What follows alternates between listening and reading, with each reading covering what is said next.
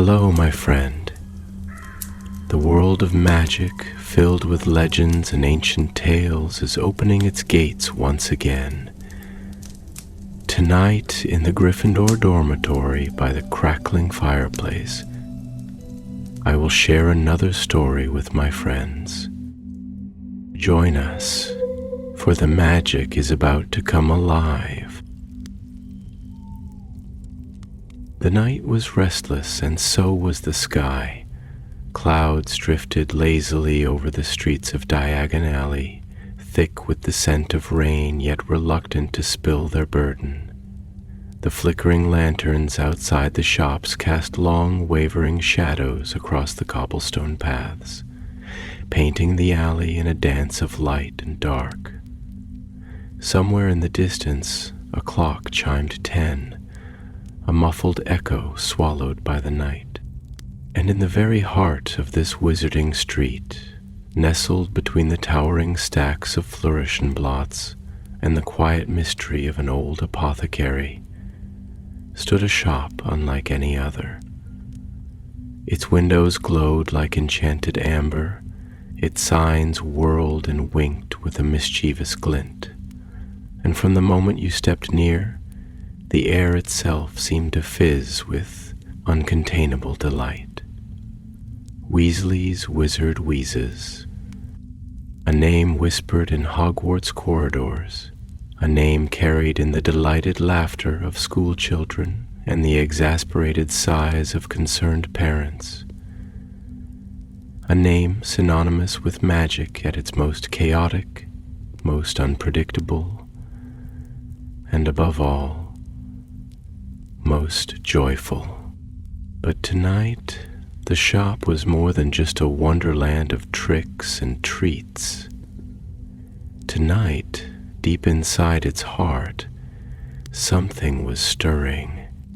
Inside, beyond the doors that chimed their own peculiar little melody when opened, past the spinning shelves stacked high with skiving snack boxes and extendable ears, behind a curtain that shimmered like liquid gold, Fred and George Weasley stood side by side, staring at what they had built.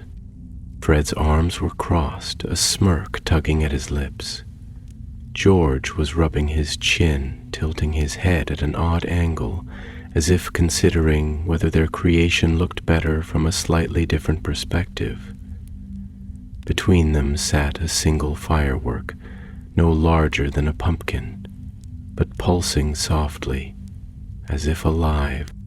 "All right, George," Fred murmured, his voice hushed with the reverence one might use before unveiling a masterpiece.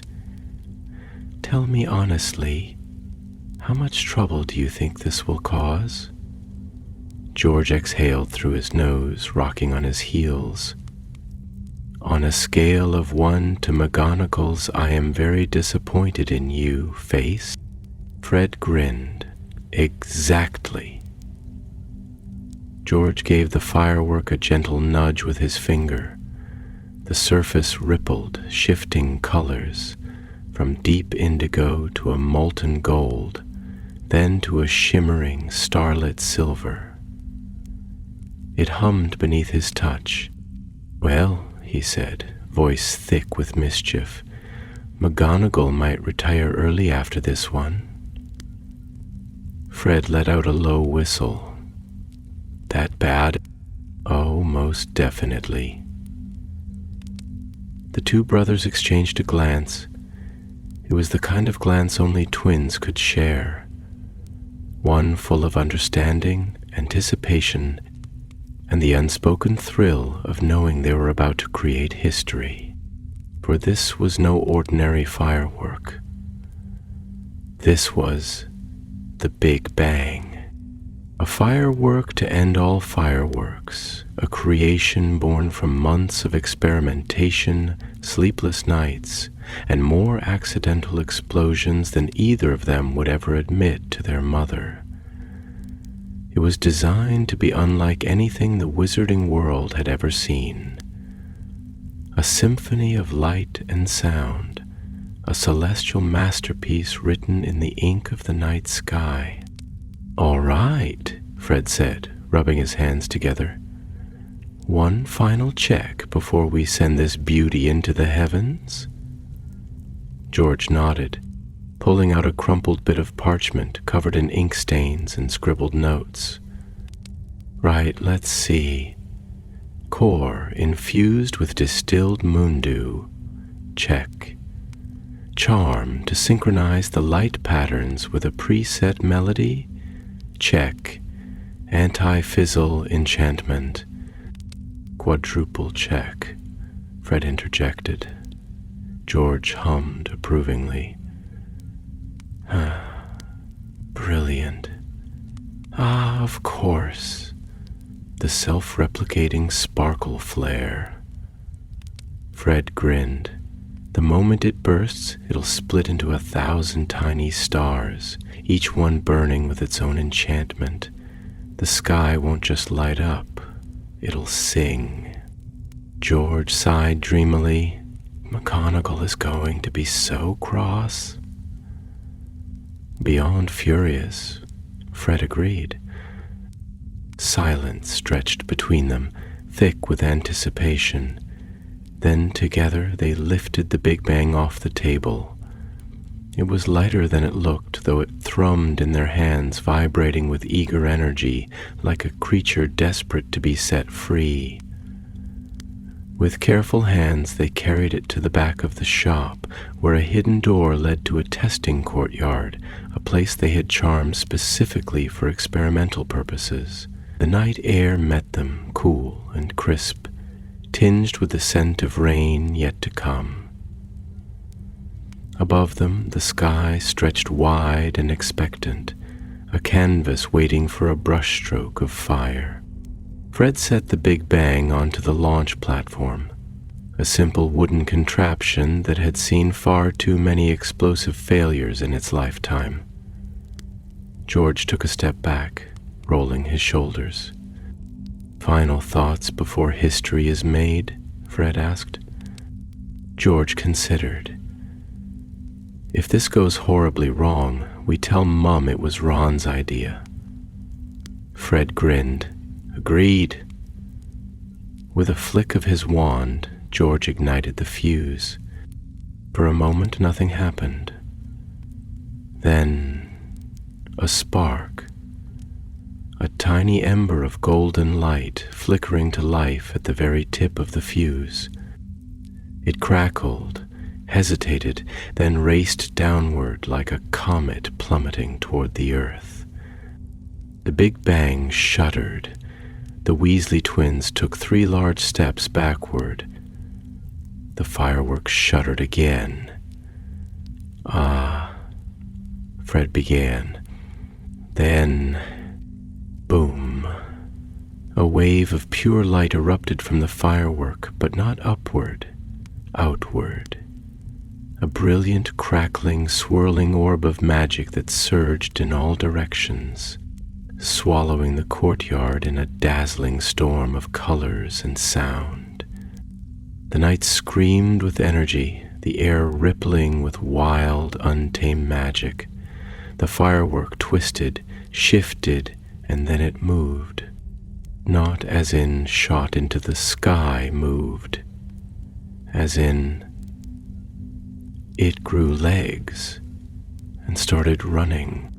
Fred and George stood frozen, watching in stunned silence as the Big Bang, their firework, their masterpiece, their proudest invention, sprouted shimmering, star-dusted legs and took off at a sprint, racing straight into Diagon Alley. "Ah," Fred finally managed. George blinked. "So it's alive now?" Fred exhaled. "I guess so."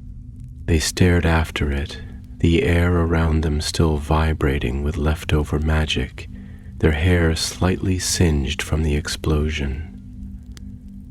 Then, as one, They broke into a sprint after it, and just like that, the Weasley twins took off into the night, chasing their runaway creation through the cobbled streets of Diagon Alley and into what would become the most unforgettable night of their lives.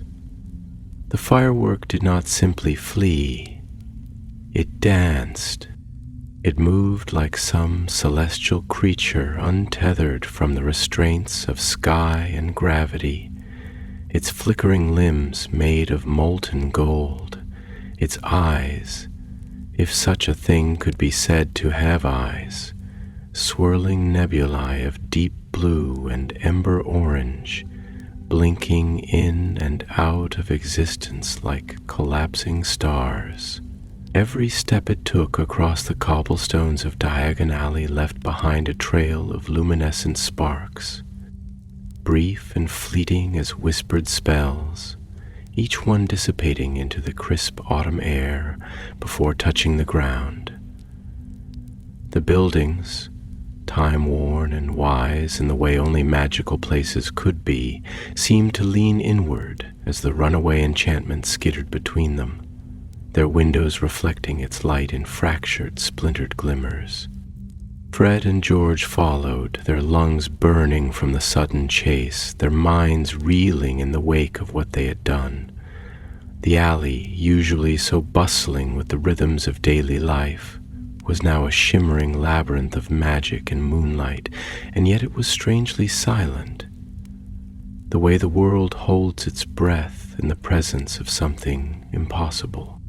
George was the first to speak, though his voice came out half in a pant, half in stunned realization. "This wasn't supposed to happen," he muttered, each word drawn out like a thread being pulled from unraveling fabric.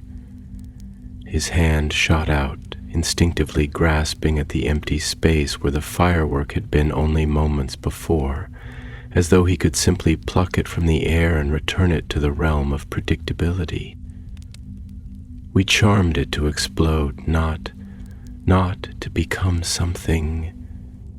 Fred, ever so slightly ahead, barely slowed his stride as he responded. His voice was sharp, edged with exhilaration and the creeping thrill of unpredictability. "Oh, but think about it, George," he said, a grin carving its way across his face even as he leapt over a stray cauldron that had been left outside an apothecary's door. "What if this is better than we planned? What if we've just invented something truly alive?" George let out a breath, long and slow, and in that moment the firework made an unexpected turn, skidding around the corner of Madame Malkin's robes for all occasions, its golden limbs barely touching the ground before pushing off again, streaking towards the shadowed end of the alley where the lanterns flickered lower, their lights softer, their warmth tempered by the encroaching hush of night. "Alive," George echoed, his voice quieter now, threaded with something thoughtful, something uncertain. He didn't say more, but his mind churned over the word like a wheel catching on wet stone, slipping, trying to find its purchase. It was an accident, wasn't it? A firework wasn't meant to have volition, to move on its own, to resist the laws of its creation. And yet, wasn't that how the best magic was born? In the spaces between expectation and reality, in the gaps where things that should not be simply were. He felt something stir inside him, something small and weightless, like the way he felt when they first tested their skiving snack boxes and realized they'd actually worked, but more. This was something different, something larger than them, something that pulled at the edges of his thoughts in ways he didn't yet understand.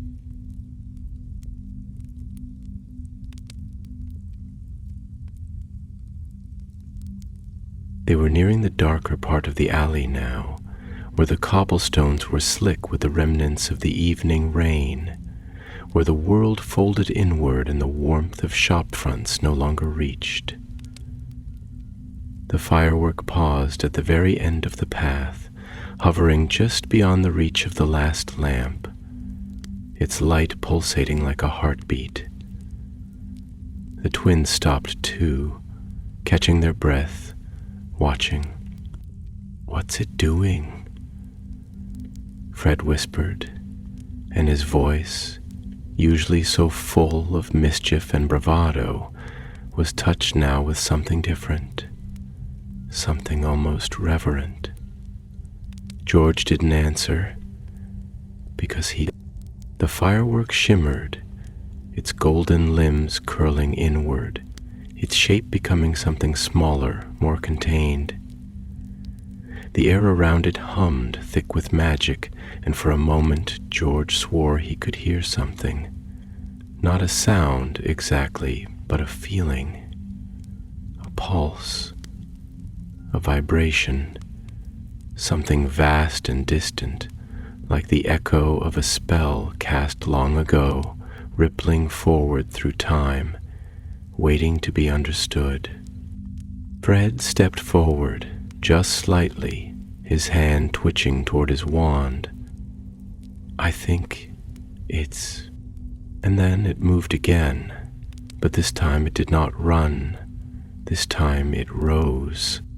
It lifted from the ground as if gravity had finally lost its claim on it. The cobblestones below bathed in rippling light as it ascended higher, higher, higher, until it was no longer a small thing, but a vast and burning thing, a sun compressed into something almost human-shaped, something watching them. The wind picked up, curling through the alley in a sudden gust that sent papers flying, rattled shutters, pulled at the edges of cloaks and hair and breath. George felt a pressure against his chest, like standing too close to a spell mid-cast, like the hum of power just before something irreversible happens. And then, without warning, the firework burst apart, not in an explosion, not in the way it was designed to, but in something else, something more like a dissolution.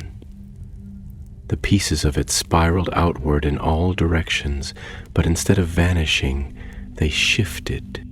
Each fragment of golden fire did not die, but became something else. They twisted into tiny darting stars, each one flickering and alive, each one moving of its own accord, swirling outward, streaking up and out, spreading beyond the alley, beyond their reach, soaring toward the city beyond.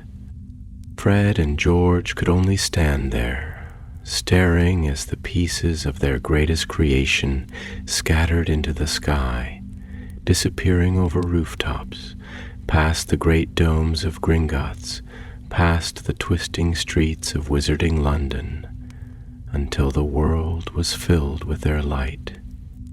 Fred exhaled slowly. "Well, George," he said at last, voice quiet, almost dreamlike, "I think we just set something loose on the world." George didn't respond, only lifted his gaze to the burning constellations they had made, his chest rising and falling with the weight of it. The night, vast and waiting, stretched above them, and their firework was no longer just a firework. It was everywhere. The night had not quieted. It had only grown deeper, richer, heavier with the weight of something unseen yet palpable, as if the air itself had become laced with possibility. The firework, their firework, was no longer a single controlled entity, but a scattered constellation, 1,000 tiny fragments of living magic, spiraling into the unknown. And as the golden embers streaked across the sky, their reflections glimmering in the rain-slick cobblestones of Diagon Alley, Fred and George Weasley stood in the hush of the aftermath, their minds a tangle of thoughts too grand, too vast, to be spoken aloud all at once.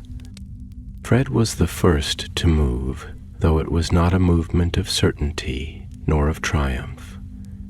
His boots scuffed against the uneven ground, sending a small ripple through the puddles of light that the lanterns had cast. His gaze still tilted upward, watching as the last of the golden trails faded beyond the rooftops. He let out a slow, measured breath, one that should have been relief, should have been satisfaction, but instead felt like the careful exhale of a man standing at the edge of something enormous, something far bigger than what he could name. George, standing beside him, was equally still, save for the slight tightening of his fingers against the fabric of his robes, a grounding instinct, as though some part of him needed to reassure himself that he was still here, still tethered to the world of logic, of physics, of predictable reaction and consequence. But tonight had unraveled those rules, had rewritten them into something wilder, something untamed, something not yet understood. George's voice was quiet, almost swallowed by the air, but he stopped himself, searching for words that didn't come easily. He swallowed, exhaled, then tried again. We didn't just make a firework, Fred. Fred turned to him, his eyes sharp, expectant. No, he murmured. We made something else. George nodded slowly, dragging a hand through his hair. Something alive. He paused, considering the weight of his own words, his own admission. The words felt impossible, yet undeniable. That wasn't a spell gone wrong. That wasn't an accident. That was... He hesitated, searching for the right phrase. That was magic making itself. Fred tilted his head, his brows drawing together, his expression unreadable for a long stretched moment. Then, after a pause, he let out a slow, almost breathless chuckle, shaking his head as he leaned back against the cool brick of a nearby storefront. That's a dangerous thought, George. You're suggesting we didn't create it, we just let it happen? George exhaled sharply through his nose, nodding. I am suggesting that, yeah. He crossed his arms, his fingers tightening around his sleeves, his mind a mess of half-formed ideas and realizations that had no clear structure, no convenient answer. Think about it, Fred. When was the last time you felt a spell do that? When was the last time you saw something we made disobey us? Fred was quiet for a long moment, rolling the idea around in his mind like a marble against glass, testing the weight of it, the truth of it. Magic has always had a will of its own, he mused finally, his voice contemplative, softer than usual. It's never just been a tool. We like to think we control it, that we master it, but that's not really true, is it? Magic bends, magic breathes, it listens, it learns. Maybe all we ever do is suggest, and it decides what happens next. George's eyes flickered with something recognition, or maybe revelation. And maybe, he said slowly, deliberately, when we let go of the idea that we had to control it, when we just let it be, it became something we couldn't predict. Fred let out a low whistle, pushing a hand through his hair, his fingers lingering at the back of his neck as he absorbed that thought, as he let it sink into his bones. Blimey, he muttered, shaking his head. That's almost poetic, George." George scoffed. "You say that like you're surprised." Fred grinned, but the glint in his eyes was thoughtful. His hands found his pockets, his fingers brushing against the familiar weight of his wand, and for a brief moment, he wondered if he would ever look at magic the same way again. If he had spent his entire life believing that it was something to be harnessed, to be tricked into obedience, to be used, then tonight had proven him wrong. Tonight, magic had moved in a way they hadn't anticipated, hadn't dictated, and somehow he couldn't bring himself to be afraid of that. The night stretched on around them, the alley quiet but not empty, filled now with something more than shadows, filled with the echoes of what had just been set loose. The lanterns flickered in the breeze, their light swaying back and forth like small listening eyes. The cobblestones gleamed with the last remnants of golden sparks, as though the magic had left behind a trace of its passage, a signature written in the language of fire and wonder. George let out a breath and finally turned to his brother, something like a smirk playing at the corner of his lips, though it was tempered by the weight of the moment. "So," he said, breaking the silence, "do we try to catch it?" Fred let out a laugh, not his usual full-bodied chuckle, but something lighter, something thoughtful. "Catch it?" He gestured vaguely at the sky, at the vast city beyond, at the millions of rooftops and streets and alleyways where their firework had scattered. "Mate, I don't even know if it wants to be caught." George hesitated at that, glancing upward once more, watching the sky, as if he could still see the lingering trails of what they had set loose. The stars stretched on above them, silent witnesses to creation, indifferent and eternal. "Maybe that's the point," he murmured. Fred hummed at that, tilting his head. "You think it's meant to be free?" George nodded slowly. "I think maybe it was never ours to keep." Silence settled between them again, but this time it wasn't heavy. It wasn't tense. It was the kind of silence that meant something, the kind that allowed thoughts to unfold in their own time, to find their place in the world. Fred finally pushed off the brick wall, stretching his arms above his head as if shaking off the weight of the moment, though the glint in his eyes said he wasn't quite done thinking about it yet. "Well," he said, smirking, "if nothing else." George exhaled a quiet laugh. "Yeah, this one's gonna be hard to top."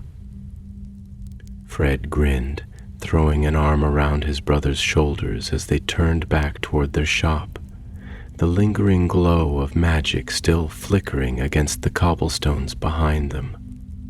"Give it a day or two," he said. "I'm sure we'll think of something."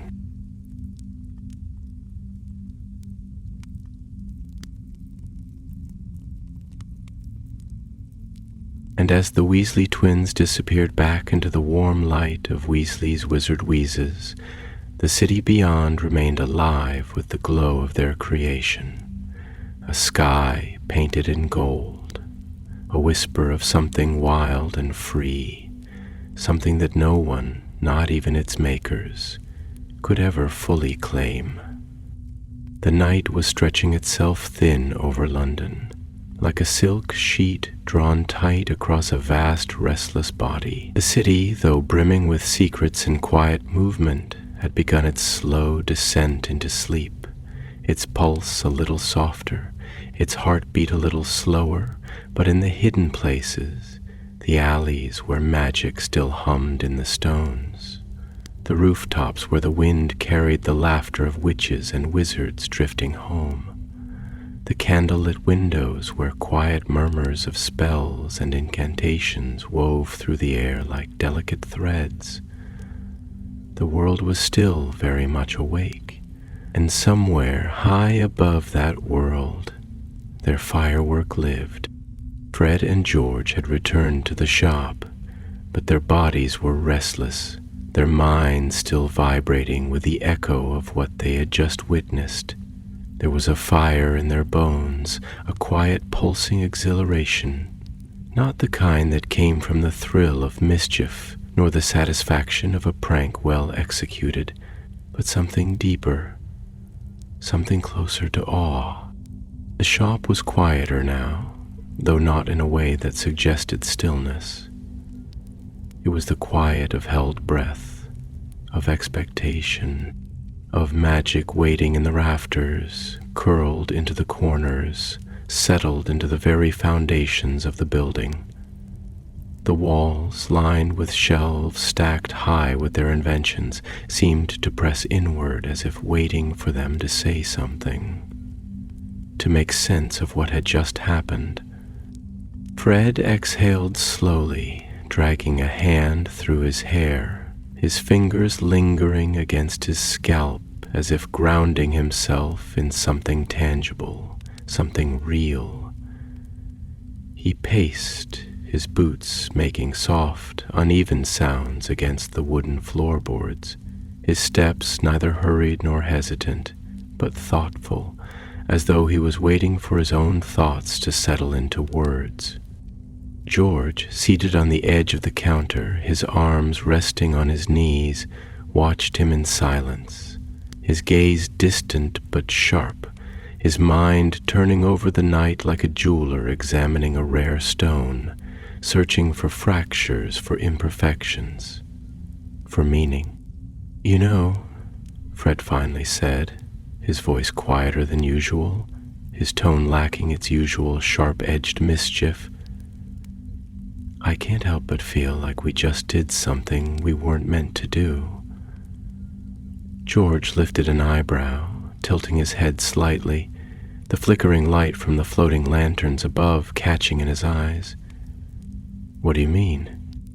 Fred hesitated as if the thought wasn't quite finished forming, as if he was still piecing it together, still trying to understand the weight of what had just happened.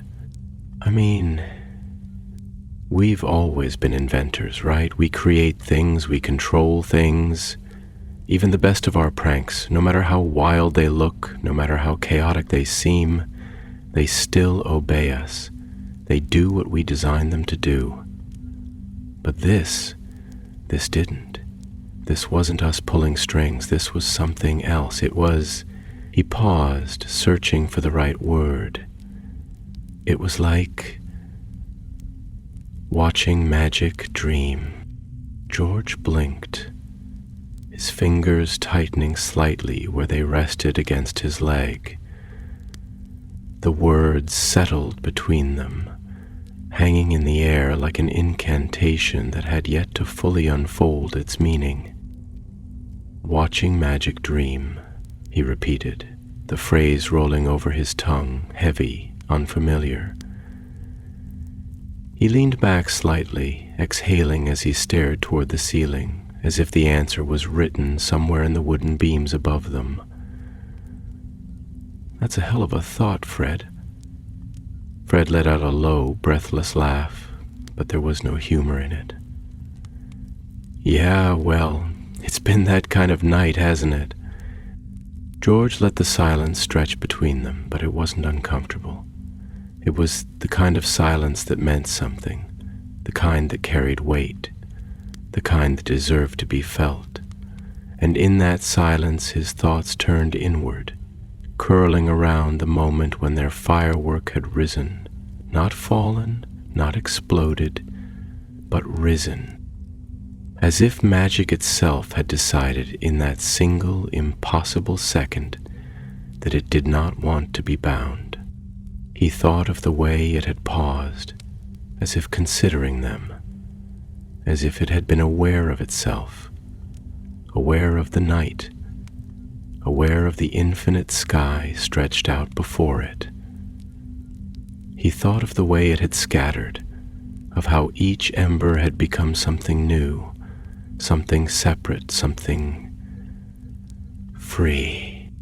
Magic had always been unpredictable. They had built a business on that very principle. But this was different. This was not mere unpredictability. This was agency. This was magic that had made a choice.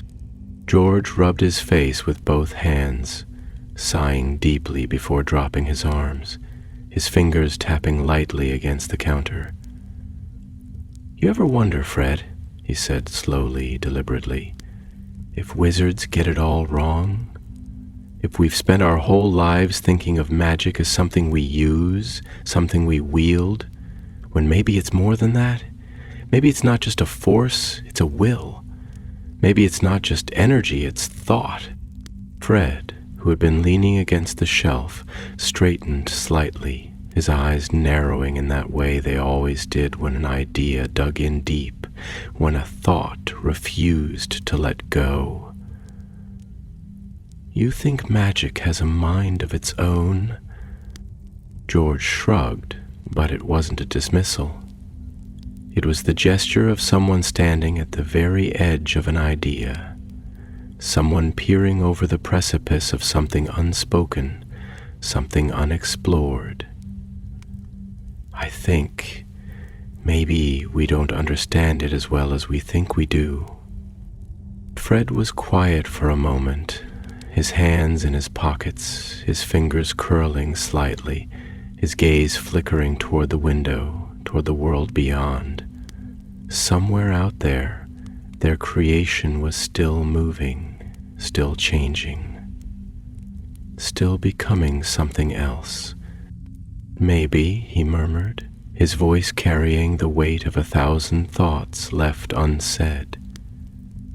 The air in the shop felt charged, as if the very space around them could sense the shift in their understanding, as if the walls themselves had been waiting for them to realize that something had changed tonight, not just in the sky, but in them.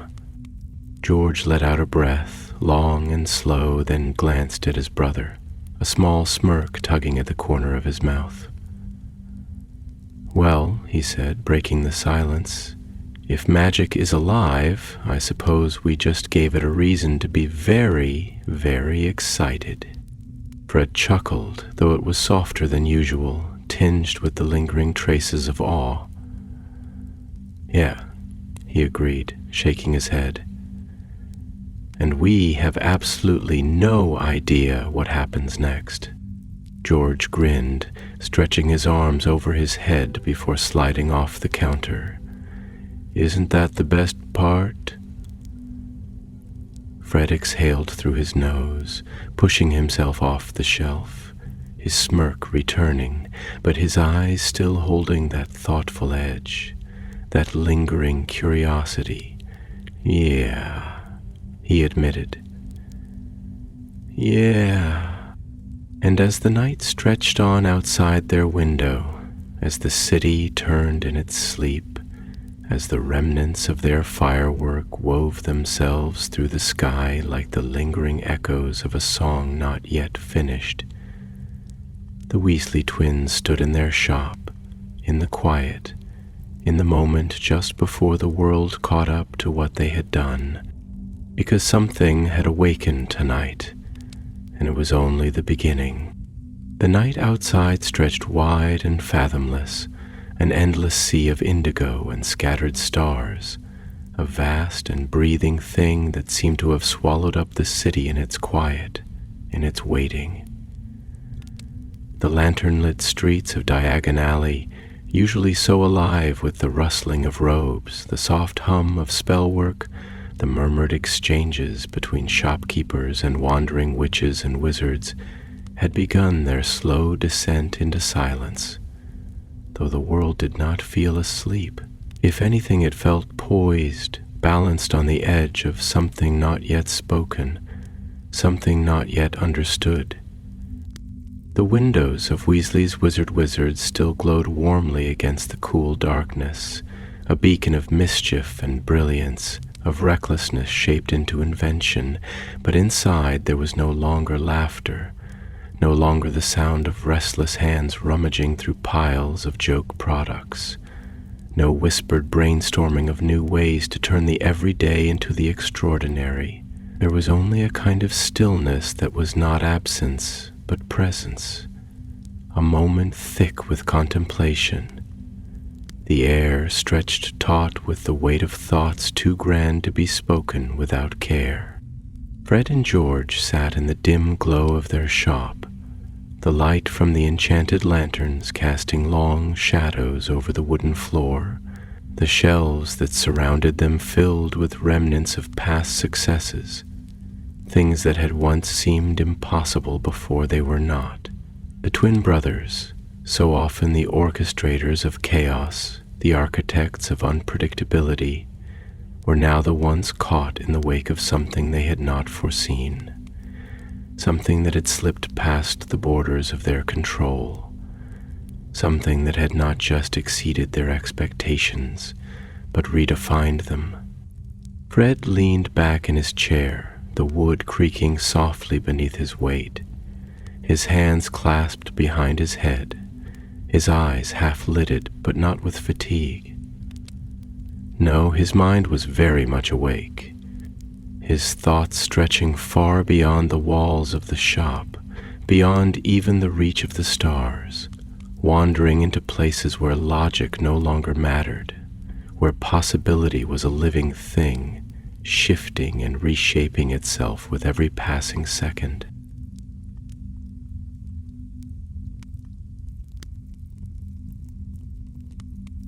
George, seated across from him, was similarly lost in thought, his fingers tapping absent-mindedly against the counter, his gaze distant but focused, as if trying to see something not quite visible, something just beyond the veil of understanding. His thoughts did not race. Rather, they unfolded, slow and deliberate, curling into the corners of his mind like the lingering embers of a spell not yet fully cast. It was George who spoke first, though his voice was quieter than usual, carrying with it an uncharacteristic slowness, as if the words themselves required careful shaping before they could leave his lips. "You ever wonder, Fred," he began, his tone not playful, not teasing, but truly curious, truly seeking, "if we've been looking at magic all wrong this whole time? If maybe it's not just something that bends to will, that obeys incantations and wand movements and the rules we've spent centuries carving into books? What if it's something else? Something that isn't meant to be controlled, but rather something that chooses." Fred let the question settle, let it sink into the fabric of the space between them, his expression unreadable but not dismissive, not uninterested. He exhaled long and slow, and when he finally spoke, his voice was edged with something contemplative, something thoughtful, something that suggested he had already felt the answer, even if he had not yet spoken it. "I think," he murmured, his fingers drumming lightly against the armrest of his chair, "that magic has always been more than we understand. I think we've spent our whole lives thinking of it like a trick deck of cards, something we can shuffle, something we can predict, something that, even at its most wild, still fits into a pattern. But what if it's more like the wind? What if it moves where it pleases, shifts when it wants, answers only to itself?" George nodded, the motion slow, thoughtful. "That's just it," he said, leaning forward slightly, his elbows resting on his knees, his hands clasped together as if grounding himself against the sheer magnitude of the thought. "Magic doesn't just exist because we use it. It doesn't just sit there waiting for a command like a trained owl. It has impulse, it has will. And tonight he gestured vaguely toward the sky, toward the unseen trails of their firework that had long since scattered into the vast unknown. Tonight, I think we just saw what happens when it decides it doesn't want to follow instructions anymore. Fred let out a low hum, shifting his gaze toward the window, where beyond the glass the city stretched out like a great breathing tapestry, its streets winding like the veins of something very much alive. "You think it was supposed to happen then?" he asked, and though the words were simple, there was an undercurrent of something deeper, something far more vast, a question not just about this, but about everything. George exhaled, his fingers tightening around each other. "I think," he hesitated, not out of doubt, but out of the sheer weight of truth settling into place. "I think maybe we didn't create it at all. Maybe we didn't make that firework. Maybe we just gave it the chance to happen." Fred turned to look at him, his eyes sharp, thoughtful, the gears of his mind shifting in ways that even he did not fully understand yet. "So what? You're saying we were just the vessel?" George considered that, tilting his head slightly. "More like the catalyst," he corrected. "We put the pieces together, sure. We planned it, we crafted it, we set the stage, but then we let it go. And the moment we did that, the moment we stopped trying to control what it was supposed to be, it became something else entirely, something we could never have designed." Fred let out a quiet breath, shaking his head with a small, almost disbelieving chuckle. "That's a strange thought, George. You're saying we spent all these years thinking we were inventing new things when really, maybe we were just giving magic excuses to surprise us." George smiled faintly, his eyes flickering with something between amusement and quiet reverence. "I think maybe magic likes surprising us," he said, leaning back, stretching his arms. "Maybe it wants to remind us that we don't know as much as we think we do." Fred laughed at that, a genuine full-bodied sound, but there was something behind it, not just humor, but understanding, acceptance, the dawning realization that the world they thought they knew had just cracked open into something far larger, far wilder, far more alive than they had ever dared to imagine. And somewhere beyond their little shop, beyond the lamplit streets of Diagon Alley, beyond even the sleeping city and the dark rivers that wove through its spine, their firework still lived. Somewhere, it still burned, still shimmered, still moved through the night like a whisper, a streak of golden light, a fragment of something ancient and untamed, and wholly, beautifully free. The night stretched on, filled with quiet revelations, filled with the kind of wonder that did not ask to be understood, only to be witnessed.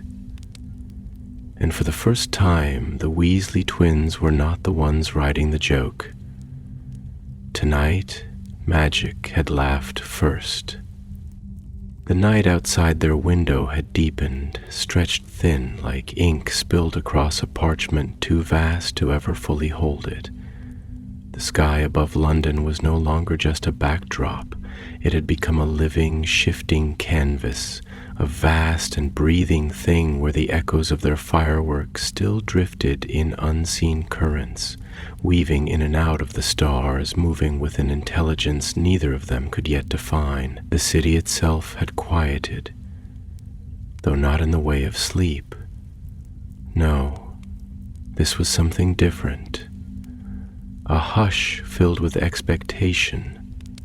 A silence that was not absence, but anticipation.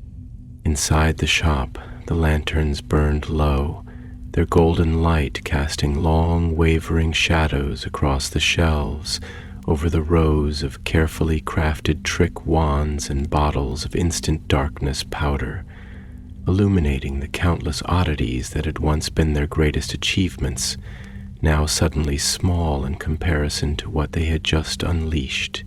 The space between the two brothers was thick with the kind of quiet that only follows something monumental, something that has left a mark too deep to immediately understand. George let out a breath, slow and measured, his fingers tracing idle patterns against the wooden countertop as his thoughts unfurled, stretching in strange directions, curling around ideas he had never before allowed himself to consider. His mind was restless, not in the way of worry or fear, but in the way of something newly awakened, something that had cracked open a door he hadn't even known existed. He had spent his whole life thinking of magic as a tool, a means to an end, a thing to be bent and shaped, twisted into clever designs, fashioned into something brilliant and marketable. But now he wasn't sure if that was true. "You ever think about the way we use magic?" he asked finally, his voice quiet but weighty, thick with the kind of thought that lingers long before it is spoken aloud. Not just us, wizards I mean. The way we treat it, the way we assume it's something that exists for us, something that was made to be tamed and controlled. He paused, turning the thought over in his mind like a smooth stone, feeling its edges, testing its weight before tossing it out into the open. But what if it's not? What if it was never meant to be controlled at all? What if it's its own thing? Fred, who had been staring at the ceiling, hands clasped behind his head, let the words settle before responding, his mind turning them over, reshaping them, pressing against their edges to see if they would hold. He had spent his entire life pushing the limits of what was possible, of testing the elasticity of magic, bending it, stretching it, forcing it into new and unexpected shapes. But what if that had never really been his doing? What if magic had only ever allowed it because it had chosen to? "You're saying it's alive," Fred said, the words slow, deliberate, as though he were tasting them for the first time, rolling them over his tongue like an unfamiliar flavor. Not just reactive, not just unpredictable, but actually aware, with its own wants, its own instincts. He turned his head to look at George, his eyes sharp with something new, something neither of them had expected to find in a night that had started out as nothing more than an experiment. "That's a dangerous thought, George." George exhaled through his nose, shaking his head slightly. "Is it, though?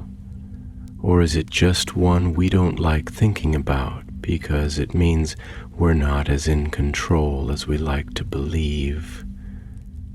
He leaned forward, resting his elbows on the counter, rubbing his fingers together absently as he let himself sink deeper into the idea. What if magic doesn't need us? What if it's just been letting us think we're in charge because it amuses it? What if we're no different than kids playing with the waves on the shore, thinking we're making them move, when really, the ocean doesn't even notice us? Fred let out a low whistle, shaking his head with a small, incredulous laugh. "You're getting all philosophical on me, Georgie," he mused, though there was no mockery in his tone, only fascination. And here I thought we were just two idiots with a knack for explosions. George smirked slightly, though the weight of the conversation remained. "Maybe we still are," he admitted, his fingers still idly tracing patterns against the wood. But tonight felt different. That firework. He paused, shaking his head. I don't know how to explain it. It didn't just act on its own. It understood something. Something we didn't. Fred was quiet for a moment, letting that thought sink in, letting the memory of the way it had moved, not randomly, not chaotically, but with purpose, play over in his mind like a film reel he couldn't quite pause. The way it had hesitated, the way it had shifted as though thinking, the way it had scattered not in disorder, but in design. You think it wanted to leave? He murmured finally, his voice softer now, filled with something closer to reverence than realization. That it wasn't just an accident, wasn't just a byproduct of the spells we put into it. You think it chose.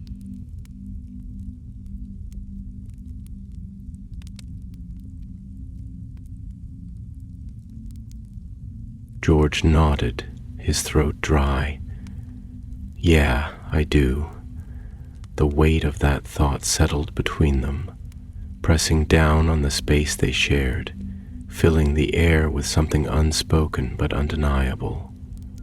Because if that was true, if what they had created had not merely reacted but decided, then what did that mean for every spell ever cast, every potion ever brewed, every charm ever spoken into existence? What did it mean for the very nature of magic itself? Fred let out a slow breath, rubbing a hand over his face, then finally pushed himself up from his chair, stretching his arms above his head, though his eyes still held that sharp glint of thought, of something turning over, taking root, refusing to let go. Well, he said at last, running a hand through his hair, we've gone and done it, haven't we?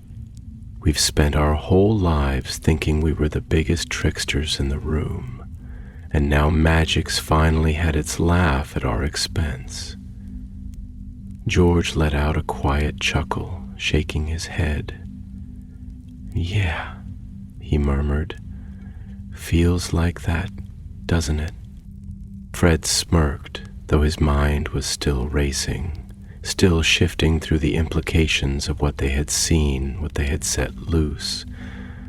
Question is, he added, his voice quieter now, almost conspiratorial, if we just gave magic its first real taste of freedom, what do you think it's going to do with it? George didn't answer because for once he didn't know.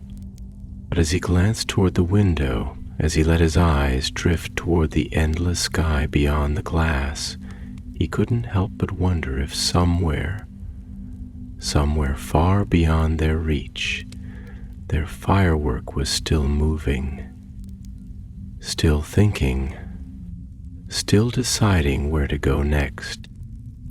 And for the first time in his life, he realized that he wasn't sure if he wanted to find it. Because maybe, just maybe, it was never theirs to catch. The night hung over Diagon Alley like an ink-stained tapestry, woven with whispers of old magic, stretching into the unbroken vastness above. The city was a hush of shadows and lantern glow, of cobblestones glistening faintly under the lingering remnants of the fireworks' golden light. It had left its mark, not in scorch or ruin, but in something far less tangible, a shift, a change, a ripple in the quiet fabric of the world. The night had not resumed its ordinary rhythm. It had stretched around something new, something that had not existed before, and though no wizarding papers would speak of it, and no passerby would know what had occurred. The magic that hummed through the streets had felt it. Inside the shop, Fred and George sat in the dim glow of their workspace, the warmth of the lanterns casting their reflections in the glass. The shelves, usually symbols of their ingenuity, their legacy, their life's work, felt smaller somehow, diminished not in value but in scope, as though tonight had expanded their understanding of what magic could be, leaving everything before it feeling quaint. The very air of the shop felt different now, not stale, not heavy, but awake, like the shop itself was listening, waiting, leaning forward to catch every last syllable of the conversation that was unfolding. Fred ran a hand through his hair, the movement slow, deliberate, as though he were grounding himself against the weight of thoughts that had taken hold of him. His fingers lingered at the nape of his neck, pressing lightly against his skin, as though reminding himself that he was here, in this moment, in this world, and not somewhere out there in the endless unknown where their firework had fled. "You know," he murmured, his voice unusually quiet, unusually thoughtful, "I always thought we were the ones who bent the rules, the ones who pushed past the limits, who took the laws of magic and twisted them into something clever, something new. But now," he let out a breath, shaking his head, "now I think maybe we weren't bending the rules at all. Maybe we were just listening to them differently." George, leaning forward, his arms resting against his knees, exhaled slowly through his nose. His gaze was distant, unfocused, but not in distraction, in contemplation. He could still see it, still feel it, the way the firework had moved, the way it had chosen, the way it had resisted the very nature of its making. "Maybe magic's always been like that," he said finally, his voice measured, careful. "Maybe the difference isn't in what we did, but in how we saw it. Maybe the magic's always had its own rules, its own will, but we've just been too busy treating it like a tool to notice." Fred tilted his head, his brow furrowing slightly, his fingers drumming absently against the wood of the chair. "You think we just pulled the curtain back?" he asked, his voice edged with curiosity, with something almost like unease, as though the very act of acknowledging that possibility had made it more real. "You think magic's been waiting for someone to notice that it's been awake this whole time?" George let out a quiet chuckle, but there was no humor in it, only the soft exhale of realization settling into place. "Or maybe it hasn't been waiting," he mused, "because maybe it doesn't care. Maybe it's never needed us to notice. Maybe it was always going to do what it wanted, and we're only just now realizing that it was never about us to begin with." Fred was silent for a long moment, his expression unreadable, though not indifferent.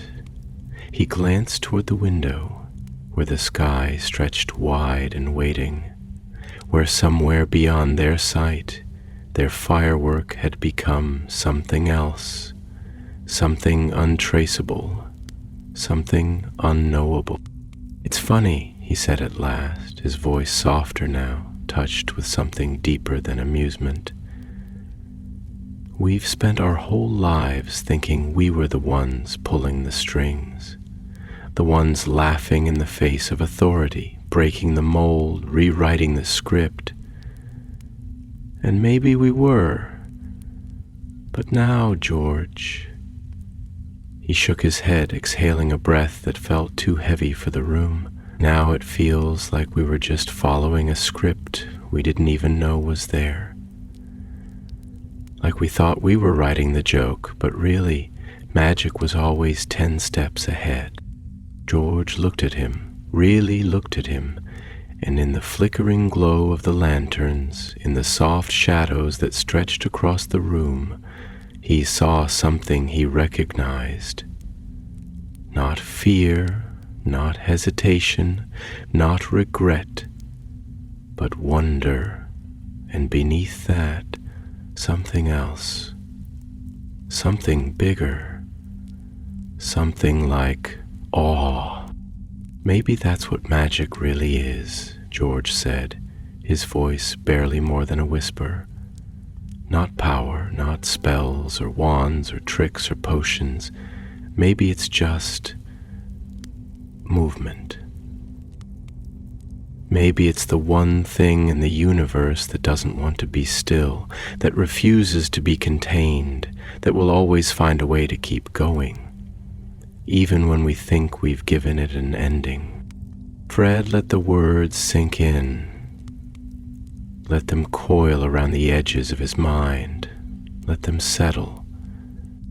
And then, after a long moment, he laughed. Not loudly, not sharply, but softly, a low, thoughtful chuckle, one that carried not just amusement, but acceptance. "That's a dangerous thought, George," he murmured, shaking his head. "And I think I like it." George smirked, though there was something almost reverent in his expression now. "Yeah," he said, nodding slowly. "Me too."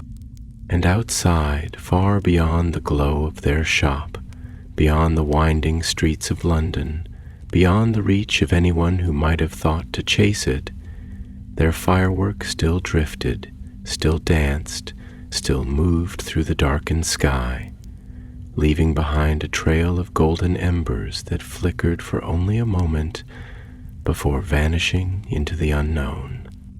It had not burned out, it had not fallen, it had continued, because maybe that was what magic had always wanted, and maybe, just maybe, tonight was the first time the world had truly listened. The night had not grown colder, nor had it faded into the quiet stillness that usually came with the late hours of London. Instead, it had expanded, stretched outward, as if the very fabric of time had loosened in the wake of what had happened, as if the sky had taken a long, deep breath and now held it, waiting. The shop, despite its usual warmth, felt different, as though it too had inhaled something too vast to contain, something it did not quite understand, but could not ignore. Fred and George remained in that waiting silence, though it was not empty, not the silence of absence, but of presence, thick with the weight of unspoken thoughts, of questions that had taken root and had no easy answers. The flickering lanterns cast shifting patterns over the walls, their glow painting elongated, wavering shadows across the rows of joke products and shelves of brilliant, handcrafted mischief. Everything was exactly as it had always been. And yet, nothing was the same. George exhaled slowly, resting his elbows against the counter, his fingers laced together in front of him as his mind churned over the same thought again and again, a tide he could not hold back. He had always thought of magic as tameable, as something shapeable, a force that, while unpredictable, could be cajoled, persuaded, tricked into taking the form he wanted, obeying the rules he had given it. He had believed in that quiet, unspoken way that all wizards did, that their wands, their spells, their incantations held ownership over magic, that the words spoken and the movements practiced gave them dominion over it.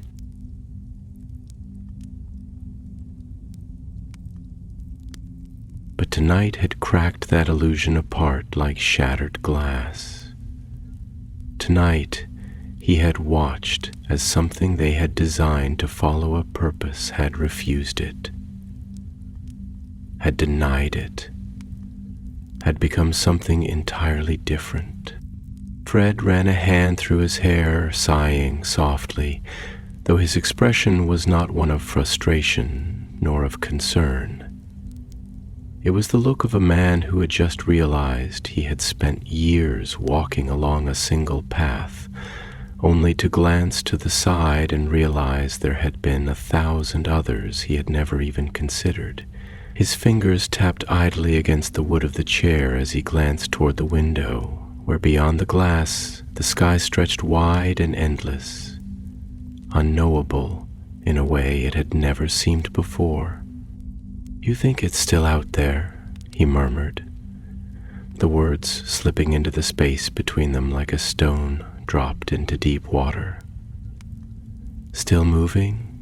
Still changing?" George didn't answer immediately. His thoughts pressed against each other, tangled in ways he couldn't quite make sense of, but one thing was clear. It had not ended. "I don't think it ever stopped," he said at last, his voice quiet but certain. "I don't think it was ever meant to. Maybe that's the point." He exhaled, rubbing his thumb against his palm as if trying to physically grasp the thought forming in his mind. What if magic isn't supposed to be finite? What if it's not about making things happen, but about letting them happen? Fred turned to look at him, his expression thoughtful, his brow furrowing just slightly. "That's a dangerous thought, George," he said, though there was no mockery in his tone, no amusement, only interest, only intrigue. "You're talking about letting go of control, about stepping back, about trusting it." George nodded, his fingers tightening where they rested against the counter. "Maybe that's exactly what we're supposed to do," he murmured. "Maybe all the rules, all the wands and the spells and the books, they were never about control. Maybe they were just our way of interpreting magic. Maybe they were never the laws of magic itself, but just the only way we knew how to speak to it." Fred let out a low whistle, shaking his head. "That changes everything," he mused, his gaze flickering toward the shelves stacked with their inventions, the years of careful spell work, of trial and error, of imposing their will upon magic in order to make it do what they wanted. If magic is alive, if it's been alive this whole time, if it's been thinking, if it's been choosing, then what does that make us? What have we actually been doing this whole time? Crafting? Creating? Or just suggesting?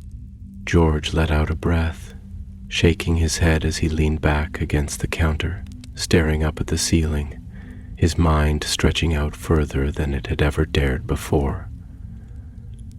"Maybe we've just been watching," he said softly. "Maybe we've never actually invented anything. Maybe we've just been waiting for magic to show us what it wanted to be." The thought settled over them like a weight, not heavy with fear, but with realization, with the quiet kind of awe that comes when something so fundamental shifts beneath your feet and you realize the world is bigger than you ever knew.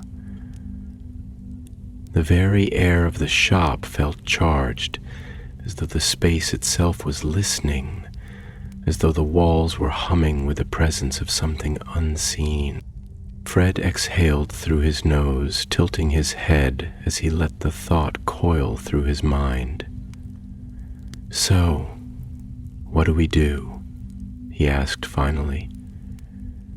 "If we're not the inventors, if we're not the ones in control, if magic doesn't belong to us, and we've only ever been its observers, Then what's our role in all of this? George was quiet for a long moment, his eyes fixed on nothing in particular, his hands resting lightly on the countertop.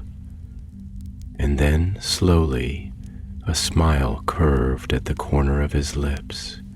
Small at first, thoughtful, but then something more. "We keep watching," he said simply. "We stop trying to hold it, and we start trying to understand it. We listen, we learn, and maybe, just maybe," his smile widened just slightly, something almost mischievous glinting in his eyes now, "we give it more reasons to surprise us." Fred chuckled, shaking his head. "You mean more reasons for it to make us the punchline?" George grinned. "Magic's got a sense of humor, Fred.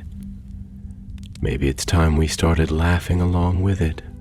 Fred smirked, stretching his arms behind his head, exhaling as though shaking off the weight of everything they had just uncovered, though the glint in his eye said he was not done thinking about it, not done considering.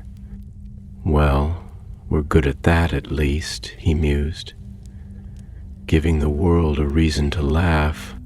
George nodded, glancing once more toward the window, toward the vast unknown beyond it, where somewhere their fireworks still danced, still flickered, still moved through the night, untethered and untraceable, burning with a life all its own. And maybe, just maybe, that was exactly the way it was meant to be. The night had deepened, but it had not settled. It stretched above London, heavy with something unseen, something unsaid, a sky thick with silence that was not stillness, but movement.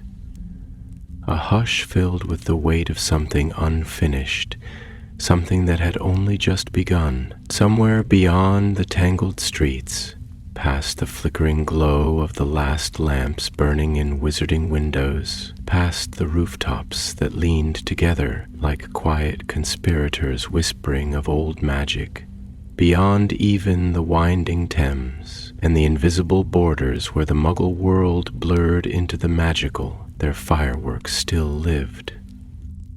And inside the shop, beneath that vast sky, Fred and George Weasley sat in the quiet aftermath of a discovery they could not name. The air in Weasley's wizard wheezes no longer felt contained, no longer felt like it belonged entirely within its walls. It felt stretched, as though something vast had poured into it, as though the very air had been reshaped by what had happened. The shelves still stood, stacked with their creations, their inventions, their carefully crafted mischief. But they no longer felt like endings. They felt like fragments of something bigger, pieces of a story they had thought they were writing, only to realize now that they were merely reading along. Fred let out a slow breath, dragging a hand through his hair, his fingers lingering at the nape of his neck as though pressing against the edges of a thought too large to hold all at once. His boots rested against the counter, his body slouched back in his chair, but his mind was restless, his thoughts unfolding like the intricate workings of a spell still in the process of being cast. "You know," he murmured finally, his voice quieter than usual, the teasing edge smoothed away by contemplation, "I always thought magic was about rules. Even when we broke them, even when we bent them so far they nearly snapped, I thought it was like a prank, like a trick deck of cards or a perfectly planned joke, like something you had to set up just right to get the reaction you wanted. But now," he exhaled, shaking his head slightly, a small disbelieving laugh under his breath, "now I don't think that's true at all." George, who had been staring at the floating lanterns above them, watching the way their light shifted in slow, hypnotic waves, tilted his head slightly but did not speak right away. He had spent the last hour, maybe longer. Time felt strange now, sifting through his thoughts, trying to grasp the edges of something that refused to be pinned down.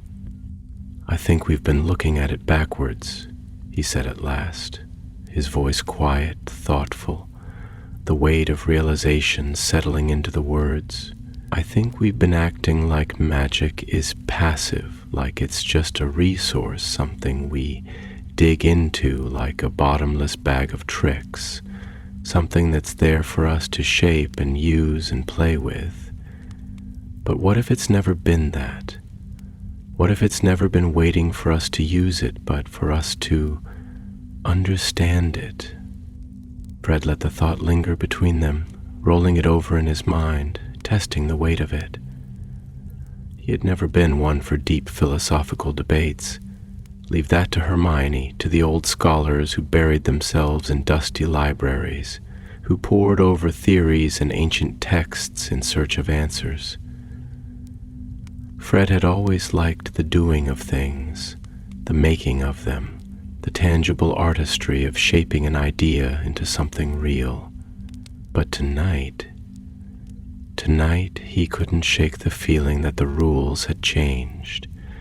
Or maybe they had never understood the rules to begin with. "So if magic isn't a tool," he said slowly, shifting forward, resting his arms on his knees, his fingers interlaced as he stared at the wood grain of the counter as though it might reveal something he hadn't yet seen. "If it's not just some force waiting around to be summoned by wands and words, if it's got its own will, then what are we?" George let out a breath, closing his eyes for a moment, not in frustration, but in thought, in consideration. "Maybe we're just its storytellers," he said finally. "Maybe we've never actually been making anything new. Maybe we've just been interpreting magic, listening to it, writing down what it wants to be." Fred sat with that for a long moment, his gaze fixed on a spot in the distance, not quite focused, but not lost either. "That's a hell of a thing to realize, isn't it?" he murmured. "That we're not the tricksters after all. That magic," he chuckled softly, shaking his head, "that magic's been pulling the prank on us this whole time."